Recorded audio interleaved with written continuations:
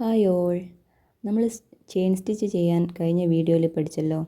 അപ്പോൾ ഇനി നമ്മൾ ചെയിൻ ലോക്ക് എങ്ങനെയാണ് ചെയ്യുന്നത് നോക്കാം. അതിന് വേണ്ടിയിട്ട് നമുക്ക് സ്ട്രെയിറ്റ് ആയിട്ടുള്ള ഒരു ചെയിൻ ഇട്ട് കൊടുത്ത് നോക്കാം. കഴിഞ്ഞ വീഡിയോയിൽ പറഞ്ഞതുപോലെ എവിടേക്കാണോ ഡിസൈൻ പോകേണ്ടത് ആ ഏരിയയിലേക്ക് നമ്മൾ ഹുക്ക് പിടിച്ച് കൊടുക്കുക.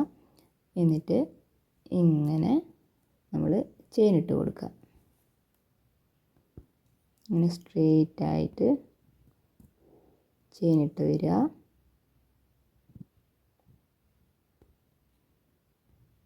ഇനി ഈ ഒരു സ്ട്രെയിറ്റ് ഡയറക്ഷനിൽ എനിക്ക് ഈ ഒരു ഏരിയയിലേക്ക് പോകണം.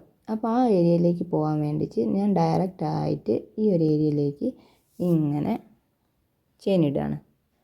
ഇതാ, അപ്പോൾ നിങ്ങൾക്ക് കാണാം ഞാനിങ്ങനെ ഈ ഒരു ഏരിയയിലേക്ക് ചെയിൻ ഇടാൻ വേണ്ടിയിട്ട്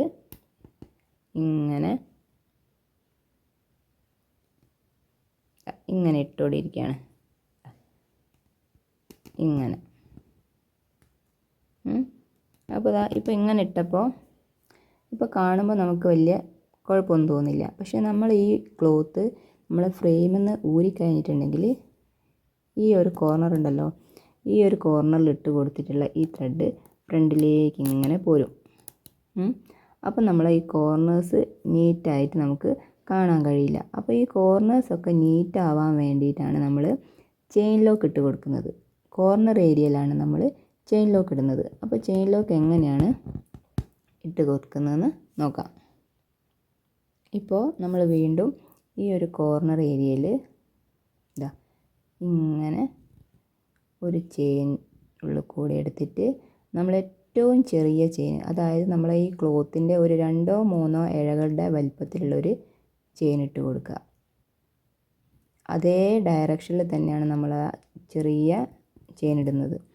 എന്നിട്ട് നമുക്ക് പോവേണ്ട ഡയറക്ഷനിലേക്ക് നമ്മുടെ നീഡിലിനെ വെച്ച് കൊടുക്കുക. ഇങ്ങനെ വെച്ചിട്ട്